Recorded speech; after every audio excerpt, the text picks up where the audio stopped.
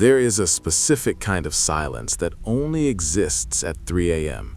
It's not just the absence of noise, it's a heavy, physical weight, like the air itself has thickened and settled into the corners of the room. I've become intimately familiar with this silence over the last 6 months. It's the backdrop of my life. It's the canvas upon which the horrors of the human condition are painted night after night, call after call. My name is Arthur, and I work the graveyard shift at the St. Jude's Crisis Intervention Center.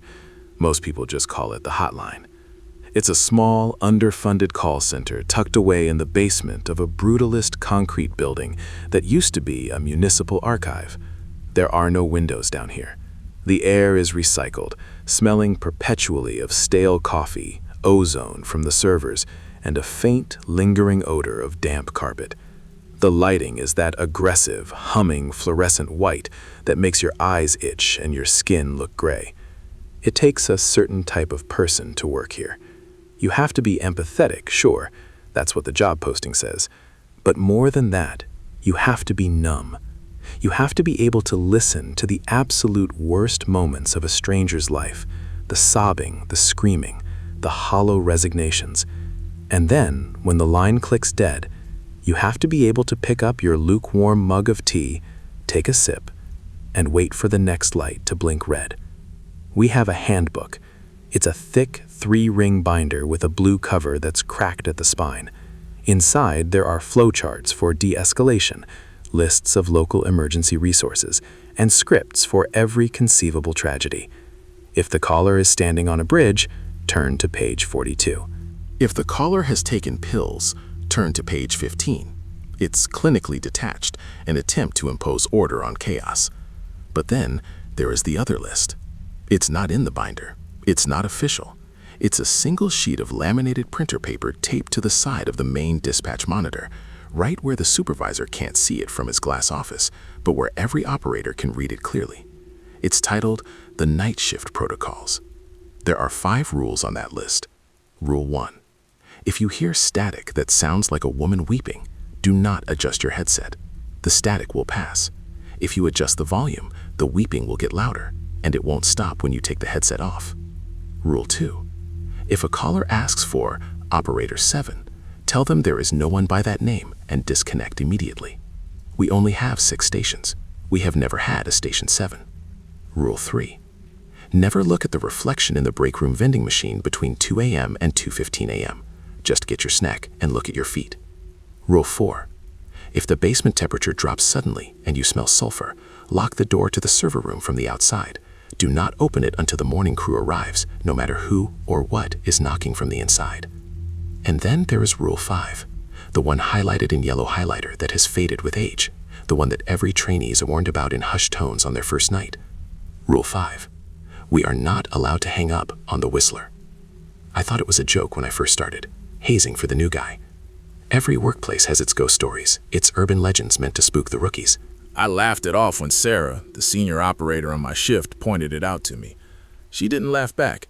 She just looked at me with these tired, sunken eyes and said, "It's not a story, Arthur. If you hear the whistling, you listen. You keep the line open. You talk to him. You sing to him. You read him the weather report if you have to, but you do not hang up until he hangs up first. If you hang up, he takes it as an invitation." I asked her what that meant. An invitation to what? "To come finish the conversation in person," she whispered. I didn't ask again. For the first 4 months, nothing happened. The job was exactly what I expected. Long stretches of boredom punctuated by moments of intense, heart-wrenching adrenaline. I talked a teenager down from a ledge in the rain. I stayed on the line with an elderly woman who was just lonely and scared of the dark. I called paramedics for an overdose victim who stopped breathing while I was asking for his address. It was heavy, draining work, but it was real. It was grounded in the reality of human suffering. The weird stuff, the rules, I hadn't seen any evidence of them. The break room vending machine was just a vending machine. The static was just static. I started to relax. I started to think that maybe Sarah and the others were just messing with me, or maybe the isolation of the basement just made people a little superstitious. Then came last Tuesday. It was a slow night. The rain was hammering against the pavement outside. I couldn't see it, of course, but I could hear the muffled drumming through the ventilation shafts. The call volume was low. It was just me and Sarah on the floor. She was 3 cubicles down, reading a paperback novel, her headset resting around her neck. The hum of the servers seemed louder than usual, a low-frequency vibration that rattled my teeth. At 3:17 a.m., my station lit up. The red light on my console blinked, a single silent pulse. I took a deep breath, put on my headset, and clicked the mouse. St. Jude's Crisis Center. This is Arthur. I'm here to listen. Silence. That's common. A lot of people call and then freeze, the words stuck in their throats. I waited. I could hear the open line, that subtle atmospheric hiss that tells you someone is there, breathing, existing on the other end of the connection. Take your time, I said, my voice soft, practiced. You don't have to say anything right away. I'm right here. Still silence. But it wasn't empty. It felt occupied. It felt heavy. Then I heard it. It started low, a soft, breathy sound. A melody. It was slow, leisurely, and terrifyingly cheerful. It wasn't a tune I recognized. It sounded like a nursery rhyme that had been put through a meat grinder, distorted and wrong. The pitch wavered, sliding between notes in the way that human vocal cords shouldn't be able to manage. It sounded wet, like the person whistling had a mouthful of blood or water.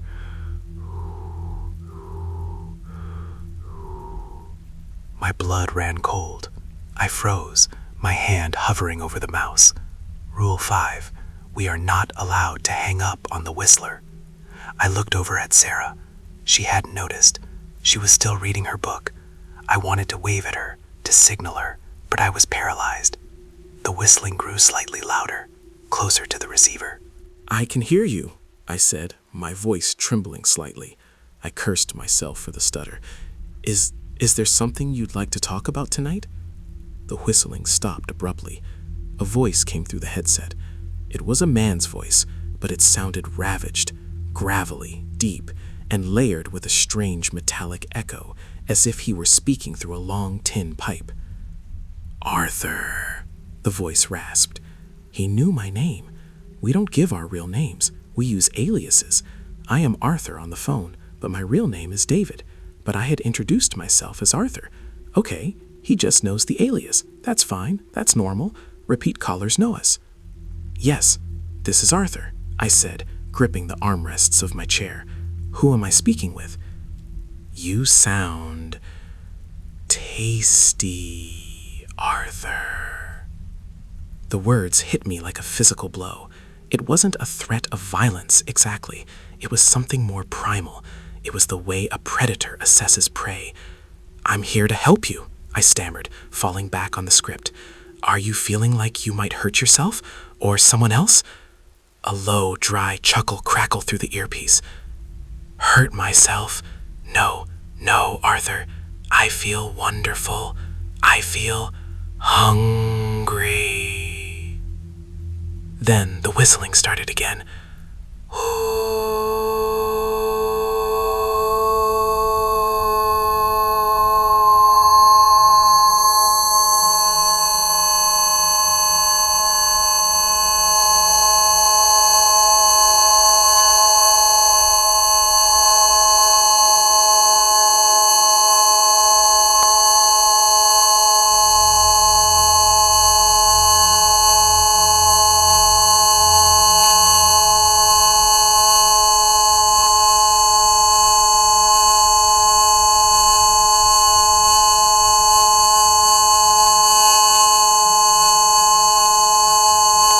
It was a different tune this time. London Bridge is falling down, but slow, agonizingly slow. Each note dragged out until it dissolved into a wet gurgle. I looked at the disconnect button. It was a small red square on my screen. It would be so easy. Just one click and the voice, the whistling, the wet breathing, it would all be gone. I could take off the headset. I could walk over to Sarah. We could laugh about the creep. but Sarah's warning echoed in my mind. If you hang up, he comes for you. I forced my hand away from the mouse. Where are you calling from? I asked, trying to keep him talking.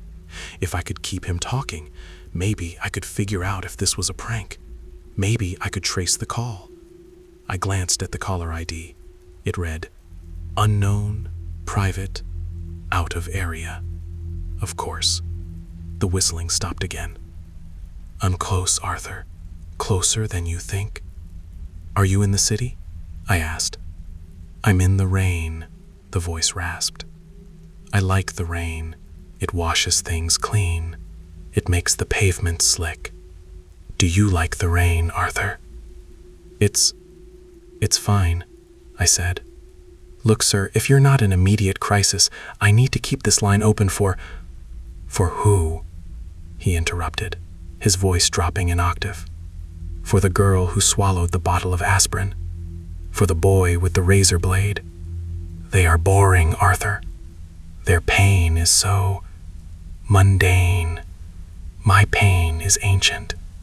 My hunger is eternal.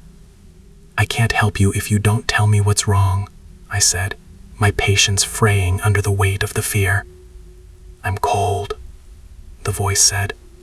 It's so cold out here. But it's warm in there, isn't it? In your little basement, with the heaters humming, and the coffee pot. My heart hammered against my ribs. He knew about the basement. He knew about the heaters. How do you know where I am? I whispered. I can see the light. He groaned. Not from the windows. You don't have windows. But I can smell the light. I can smell the fear sweating out of your pores, Arthur. It smells like cinnamon and sour milk. I had eaten a cinnamon bagel for a snack 20 minutes ago. I stood up, ripping the headset off one ear. Sarah, I hissed. Sarah looked up, startled. She saw the look on my face and dropped her book. She hurried over to my station, grabbing her own plug-in headset and jacking it into my console so she could listen. I pointed at the screen. Rule 5, I mouthed. Sarah's face went pale. She clamped her hand over her mouth. She nodded at me frantically. Keep talking, her eyes screamed. I put my headset back on properly. I'm still here, I said. The whistling had returned. It was louder now, much louder. It didn't sound like it was coming through the phone line anymore. The audio quality had changed. It wasn't tinny. It wasn't compressed. It sounded like it was coming from above. I looked up at the ceiling tiles. The ventilation ducts ran through there. They connected to the street level vents. You have a friend with you now, the voice whispered. Sarah. Hello, Sarah. Sarah let out a small, stifled squeak next to me. She gripped my arm, her fingernails digging into my skin. How do you know her name? I demanded, my voice rising. I know all the names on the list, the whistler said. I know Rule 1, I know Rule 2, I know Rule 3, and I know Rule 5. You're being a good boy, Arthur. You haven't hung up. You're following the rules. What do you want? I cried out. I want to come in, he said simply. No, I said. The doors are locked. The security guard is at the front desk. Old Frank, the whistler laughed, a wet, hacking sound. Old Frank is asleep. He's always asleep. And the doors are just suggestions, Arthur. Doors are just polite requests to stay out. I'm not feeling polite tonight. Suddenly, there was a sound. Not from the phone. Thump. It came from the heavy steel security door at the top of the stairwell, the only way in or out of the basement archive. Thump. Thump. Someone was knocking. Heavy, rhythmic blows. Sarah and I stared at the door at the far end of the room. It was thick metal, painted gray. It was locked. It had to be locked. Open the door, Arthur. The voice on the phone purred. It's rude to keep a guest waiting in the rain. I'm not opening the door, I said, trying to sound firmer than I felt. I'm calling the police. The police? He laughed again. The police are busy. There's a pileup on the interstate. 4 cars. Fire. Screaming. They won't come for a prank call at the suicide hotline. They won't come for you. This isn't a prank, I said. You're threatening us. I'm not threatening you, he said. I'm promising you. The whistling started again, but this time it was stereo. I heard it in my left ear through the headset, and I heard it with my right ear coming from the other side of the steel door.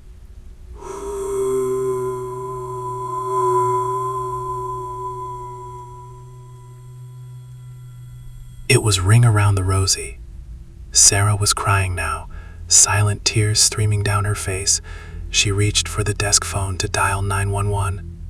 Don't, I whispered, covering the mic. Rule 5, we can't hang up. If we use the other line, does it disconnect this one? No, she whispered back. It puts it on hold. Does hold count as hanging up? We stared at each other. Neither of us knew. The handbook didn't say. The laminated list didn't say. We are not allowed to hang up. Did putting him on hold break the connection enough to trigger the invitation? We couldn't risk it. I'm still here, I said into the mic. I'm listening. Good, the whistler said. I like a captive audience. Let me tell you a story, Arthur. A story about the man who built this building. I don't want to hear a story, I said. He built it deep, the whistler continued, ignoring me. He built it to keep things safe. Archives, records, secrets. But he dug too deep. He broke into something older, something that lived in the earth. Do you know what happens when you disturb the earth, Arthur? You find dirt, I said. You find hollows, he corrected, and things that live in the hollows, things that whistle in the dark to lure the miners deeper. The knocking on the door stopped. For a second, I thought he had left. The silence stretched out, heavy and suffocating. Then, the scratching started. It was a slow, deliberate sound. Metal on metal. Scratch!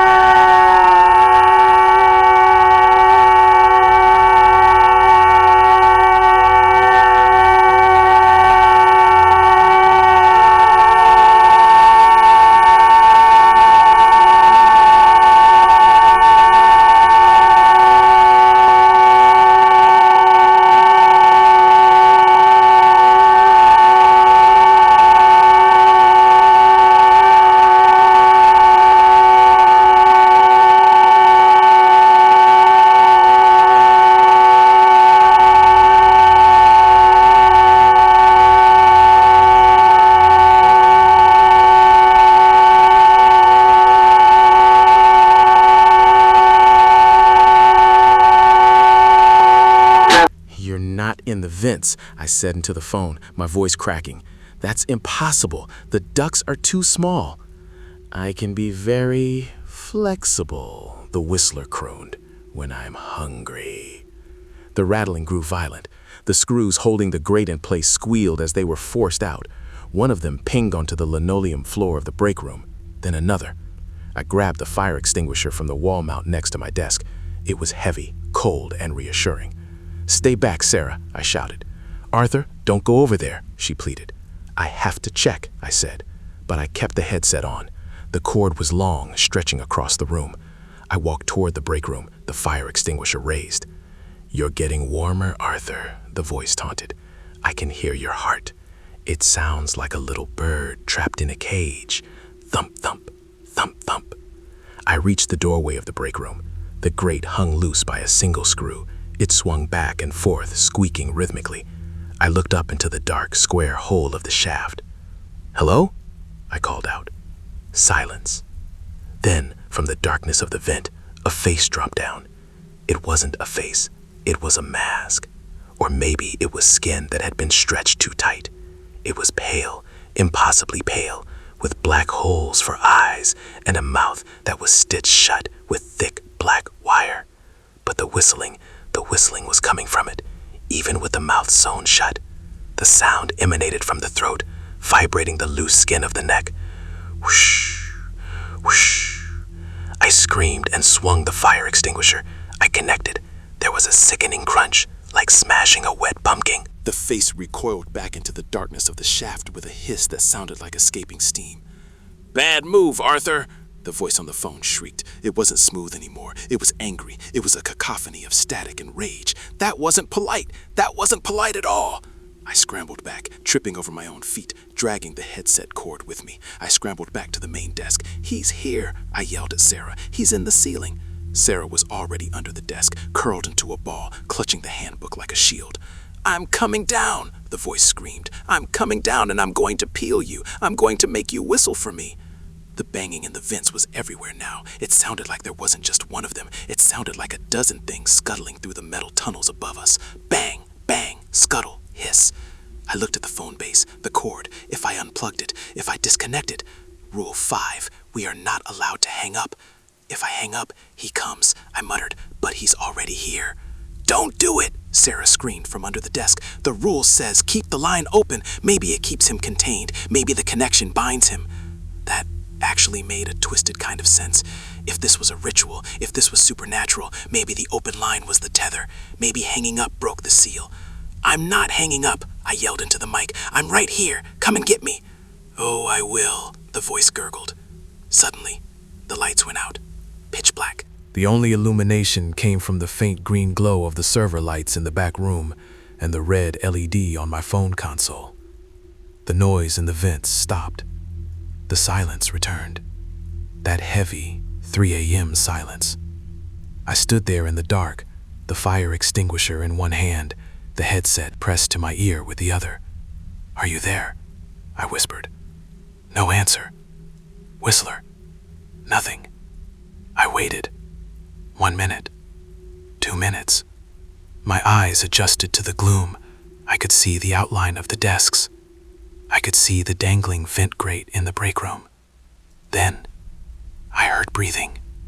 It wasn't coming from the phone, and it wasn't coming from the vents. It was coming from right behind me.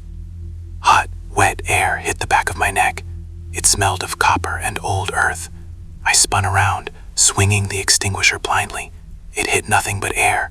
I stumbled, crashing into the filing cabinets. "Over here, Arthur," the voice whispered. It came from the headset, but it also came from the corner of the room. I looked. Crouched on top of the supervisor's glass office, perched like a gargoyle, was a shape. It was long-limbed, naked, and gray. It had too many joints in its arms. Its head was cocked at an impossible angle, and it was holding a phone.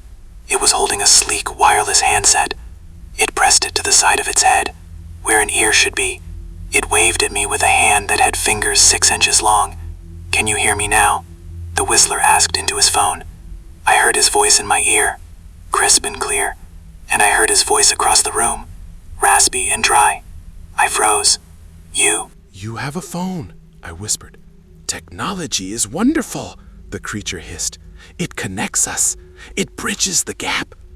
It hopped down from the office roof. It landed silently, despite its size. It began to uncoil, standing up. It was 7 feet tall. "I kept my end of the bargain," I said, backing away until my back hit the wall. I didn't hang up. I followed the rule. The creature stepped into the pale green light of the servers. Its face, the stitches were gone. The mouth was open, revealing rows of needle-like teeth. "You did," the whistler said. "You followed the rules. Very good employees." It looked at Sarah, who was peeking out from under the desk. "But rules are open to interpretation," it said. It raised a hand and pointed a long finger at the phone console on my desk. "You didn't hang up, the creature whispered, but it reached out and pressed the speakerphone button on its own handset. A screech of feedback wailed through the room as the audio looped between my headset and his phone.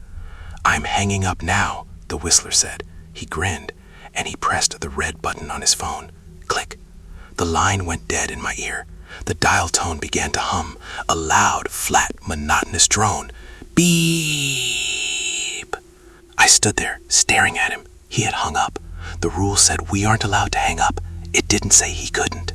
"The conversation is over," the creature snarled. "Now the dinner party begins." He lunged. I didn't think. I threw the fire extinguisher. It hit him square in the chest. He didn't even flinch, but it staggered him for a second. "Run!" I screamed at Sarah. She scrambled out from under the desk. We bolted for the steel security door. The creature let out a sound that wasn't a whistle. It was a roar, a sound like grinding metal and tearing meat. I hit the crash bar on the door. It didn't budge. Locked. "The keys!" Sarah yelled. "Frank has the keys." But Frank was upstairs. We were locked in from the outside. Rule 4. Lock the door from the outside. Wait, that was the server room rule. Why was the main door locked?